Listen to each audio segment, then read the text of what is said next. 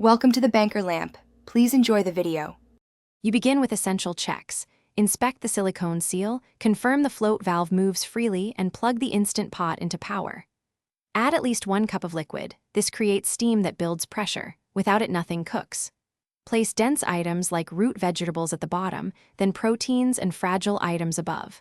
Once done, close and lock the lid, select the cooking program, set pressure to high or low, and dial the recommended time so the pot can reach pressure and start cooking.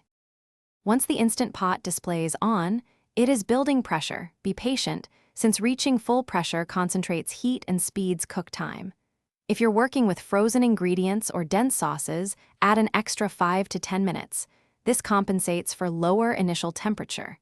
Make sure to monitor the float valve. When it rises, full pressure is reached.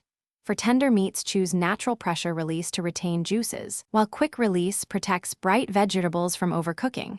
So you finish by releasing pressure. Use quick release for vegetables or natural release for stews and large roasts, and always wait until the float valve drops before removing the lid. This prevents burns. After opening, taste and adjust salt, acid, or spices. If the sauce is thin, use the sauté function to reduce and thicken it while stirring.